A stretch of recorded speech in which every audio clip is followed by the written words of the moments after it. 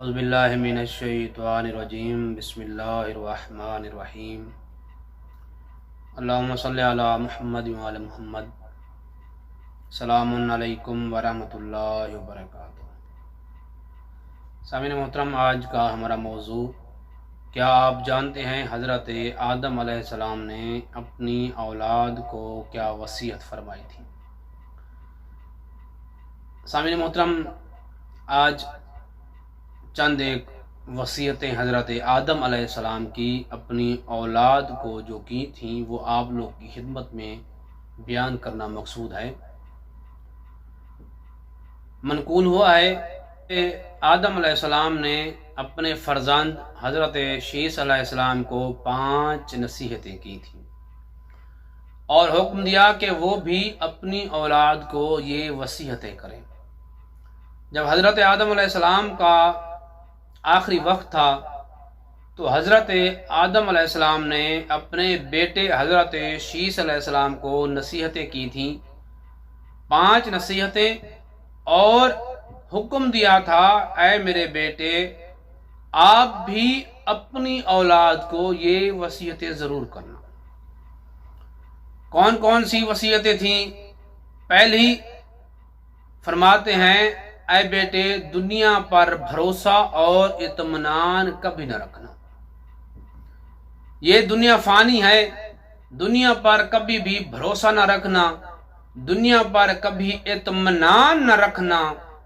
اور کہتے ہیں کہ میں نے جنت پر اطمینان اور بھروسہ رکھا تو خدا نے میرے اس بھروسے کو پسند نہ فرمایا اور مجھے وہاں سے نکال دیا۔ یعنی مقصد یہ ہے، پہلی وصیت کا حضرت آدم علیہ السلام فرماتے ہیں، اللہ کے علاوہ کسی پر بھروسہ نہ رکھنا، توکل علی اللہ رکھنا۔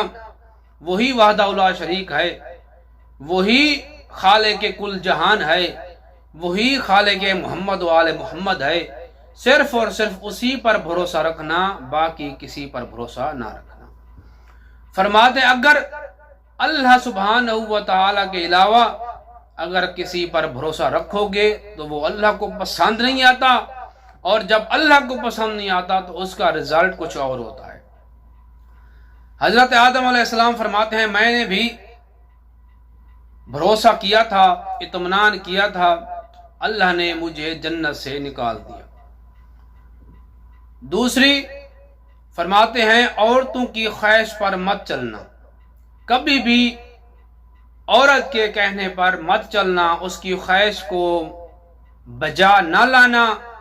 فرماتے ہیں، میں نے عورت کی خواہش پر عمل کیا تھا اور اس درخت سے کھا لیا تھا، پھر اللہ نے مجھے جنت سے ہی نکال دیا۔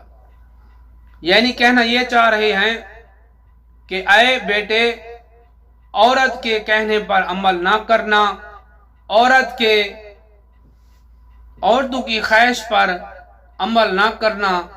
کیونکہ اللہ سبحانہ و تعالی نے مجھے منع فرمایا تھا کہ اے آدم، پوری جنت میں پھرنا گھومنا، لیکن اس درخت کے قریب نہ جانا۔ تیسری، جو بھی کام کرنا چاہو پہلے اس کے انجام کے بارے میں سوچ لو تاکہ اس کا نتیجہ اچھا نکلے۔ فرماتے ہیں، اگر میں نے بھی انجام کار کے بارے میں سوچا ہوتا تو اس مصیبت سے دوچار نہ ہوا ہوتا۔ چوتھی فرماتے ہیں، وہ کام مت کرو جس کے انجام دینے میں دل مطمئن نہ ہو۔ دل و دماغ جس کام کے لیے مطمئن نہ ہو، فرماتے ہیں اس کام کو انجام نہ دو۔ پھر کہتے ہیں، کیونکہ میرا دل اس درخت سے کھانے کے موقع پر لرز رہا تھا، لیکن میں نے دھیان نہیں دیا، دل کی بات نہیں مانی، دل میرا کانپ رہا تھا، لرز رہا تھا، اور اس درخت سے کہتے ہیں کھا لیا، اس کی طرف متوجہ نہ ہوا، اور فرماتے ہیں کہ ندامت اٹھانی پڑی۔ اس درخت سے کھانے کے بعد جس کے درخت کے بارے میں اللہ نے ممنوع قرار دیا تھا، قرآن مجید میں بھی ہے کہ اے آدم لا تقرب هذه الشجرة، اے آدم اس درخت کے قریب نہ جانا حضرت آدم علیہ السلام کہتے ہیں میں نے اپنے دل کی نہیں سنی تھی، حالانکہ میرا دل اس وقت لرز رہا تھا، کانپ رہا تھا، اگر میں تھوڑا سا بھی متوجہ ہو جاتا تو اس مصیبت سے بچ جاتا۔ پانچویں وصیت فرماتے ہیں اپنے کاموں میں مشورہ کیا کرو، کیونکہ حضرت علی علیہ السلام کا فرمان بھی ہے جو بندہ مشورہ کرتا ہے وہ کبھی ہلاک نہیں ہوتا، وہ کامیاب رہتا ہے۔ حضرت آدم علیہ السلام فرماتے ہیں اے بیٹے اپنے کاموں میں مشورہ کیا کرو، کیونکہ اگر میں نے ملائکہ سے مشورہ کیا ہوتا تو مشکل میں گرفتار نہ ہوتا۔ حضرت آدم علیہ السلام تنبیہاً کہہ رہے ہیں اور وصیت بھی کر رہے ہیں، نصیحت بھی کر رہے ہیں، کہتے ہیں اگر اس وقت میں نے ملائکہ سے، کیونکہ اس وقت جب حضرت آدم علیہ السلام کی خلقت ہوئی تھی تو ان کے ساتھ ملائکہ تھے، کہتے ہیں کہ اگر میں نے مشورہ کر لیا ہوتا، میں نے ملائکہ کے ساتھ مشورہ کیا ہوتا تو آج یہ مشکل میرے اوپر نہ آتی، یہ مصیبت میرے اوپر نہ آتی، میں اس مشکل میں گرفتار نہ ہوتا۔ تو سامعین محترم، دنیا میں کوئی بھی کام کرنا ہو، کوئی بھی چھوٹا کام ہو یا بڑا کام ہو، انسان کو چاہیے پہلے کسی دانا و عاقل شخص کے ساتھ مشورہ کر لے، تاکہ مشورہ کرنے کے بعد اس کے نتیجے، اس کے رزلٹ کے بارے میں بھی انسان کو پتہ ہونا چاہیے، میں یہ قدم اٹھا رہا ہوں، یہ میرا قدم کتنا مبارک ثابت ہوگا۔ اور مشورے کے بارے میں امیر المومنین فرماتے ہیں کہ جو بندہ مشورہ کرتا ہے وہ بندہ کامیاب ہو جاتا ہے اور کبھی ہلاک نہیں ہوتا۔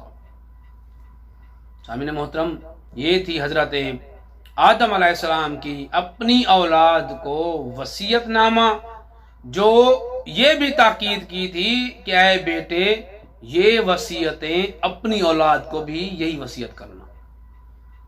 سامعین محترم، دعا ہے اللہ علیہ محمد کے صدقے ہمیں صحیح معنوں میں دین محمد و آل محمد پر چلنے کی توفیق عطا فرمائے، ہمارے اور ہمارے والدین کے صغیرہ کبیرہ گناہ معاف فرمائے، جتنے بھی مومن و مومنات اس جہان فانی سے کوچ کر گئے ہیں مالک ان کو کرور کرو جنت نصیب فرمائے، جو بیمار ہیں شفا کامل عاجل عطا فرمائے، جو تنگ دست ہیں ان کی تنگ دستیاں دور فرمائے۔ سب سے پہلی، سب سے آخری اور سب سے بڑی دعا ہے اللہ آل محمد کے صدقے یوسف زہرا کے ظہور میں تاجیل عطا فرمائے۔ اللہم صلی علی محمد و آل محمد وعجل فرجا قیم آل محمد۔